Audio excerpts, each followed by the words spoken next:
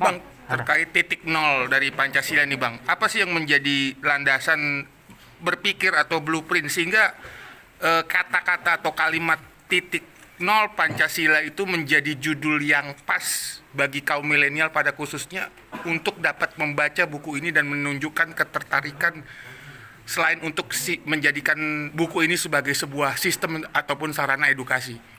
Ya kalau pemilihan kata-kata dari titik nol, ya karena titik nol ini kan awal permulaan, awal pemikiran. Nah, titik nol Pancasila juga berasal dari permulaan dari mana semangat Pancasila itu sudah ada di bangsa kita gitu. Bahkan jauh sebelum Pancasila itu sendiri ada gitu. Tapi semangatnya sudah ada gitu. Bahkan dari sebelum itu, pada saat itu kan ada kitab Suta Soma juga menyebutkan tentang Pancasila. Nah, nilai-nilai inilah yang kita menjadi bahan pemikiran utama saya untuk membuat buku tentang titik nol Pancasila. Gitu. Lalu Bang Semi melihat dengan adanya buku ini bagaimana Bang aplikasinya terhadap kehidupan berpancasila, karena kan sejatinya dari tadi dibahas Pancasila adalah final, Pancasila adalah landasan ideologis. Abang sendiri melihat sebagai salah satu perwakilan milenial yang menduduki salah satu OKP yang cukup ternama yaitu PB Semi, seperti apa Bang melihatnya Bang? Ya kalau saya sederhana, kita hadir di sini aja sudah berpancasila. Tadi saya sudah jelaskan ada dari Medan, dari Papua, dari Sunda, dari mana. Itu aja kita dengan duduk bersama. Kalau tidak ada Pancasila, tidak ada persatuan, tidak ada kesatuan. Bagaimana satu sama lain berkomunikasi? Ah, ribut itu, ribut pasti. Yang satu maunya ini, yang satu maunya itu. Nah, tapi kok kita bisa duduk bersama? Apa dasarnya? Ya dasarnya adalah Pancasila. Buktinya teman-teman wartawan sendiri saya rasa bukan dari satu suku yang sama kok. Tapi bisa datang di sini. Ya, itu adalah nilai dari Pancasila itu sendiri. Sederhana itu. Nah itu menurut pandangan saya. Gitu. Jadi pengimplementasian Pancasila adalah cukup untuk kita memperbanyak silaturahim. Itu sudah salah satu dari pengamalan dari nilai Pancasila itu sendiri.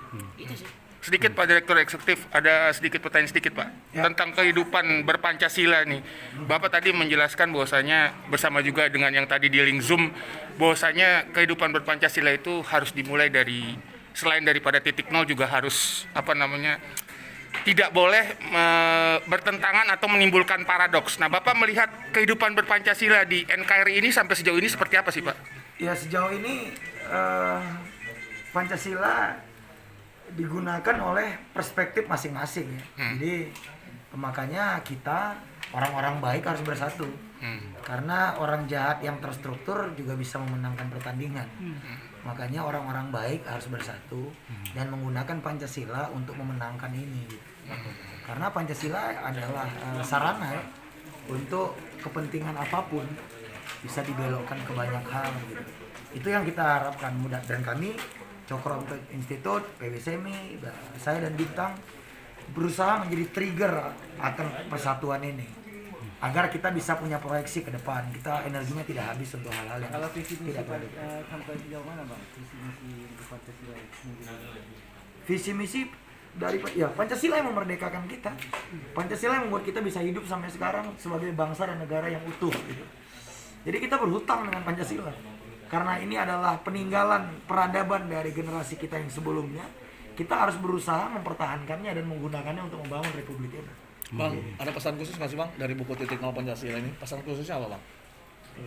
Kalau pesan khusus dari buku titik nol Pancasila ini adalah saya ingin menyampaikan kita sudah lelah, Pancasila sudah final.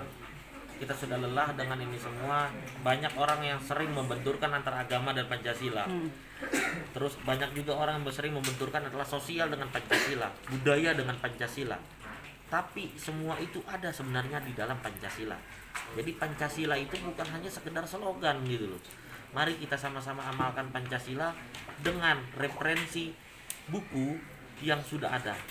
Dengan kita tahu asal muasal Pancasila, mari kita kembalikan persatuan dan kesatuan Indonesia dengan kembali ke titik nol. Ke titik di mana Pancasila, hasanah, gotong royong, sebineka semua ada di bangsa dan negara kita. Nah, menurut Abang sendiri, ini kan persoalan Pancasila ini bukan barang baru ya, dibentur-benturkan persoalan Pancasila. Tentunya ada nggak sih skenario yang memang sebetulnya ini desain khusus atau desain dari luar atau dari dalam sendiri gitu Bang? Kalau masalah itu saya sendiri tidak tahu desain dari mana, tapi yang jelas pasti ada orang-orang yang memang pengen merontokkan Pancasila dan pengen memisahkan persatuan dan kesatuan kita. Karena tanpa Pancasila yang tadi saya bilang, Indonesia ini harta yang paling berharga adalah Pancasila. Kenapa saya bilang seperti itu? Coba teman-teman ke Turki, teman-teman ke Amerika, itu satu sama lain itu nggak ada kesatuan-persatuan itu. Jujur, mereka ngiri. Kenapa Indonesia dengan begitu banyak jumlah yang dibilang kita adalah 1000 pulau dan lain, kita adalah orang yang paling majemuk? Karena kita punya apa? Ini Pancasila. Nah itu yang Eropa, Amerika itu yang nggak punya gitu loh. Tapi kita punya ini. Makan mereka itu pengen tahu kayak gimana sih Pancasila itu. Dan hari ini kaum muda siap untuk memberitahu kepada dunia bahwa Pancasila siap untuk dijadikan seluruh dari bagian rangkaian ideologi untuk dunia.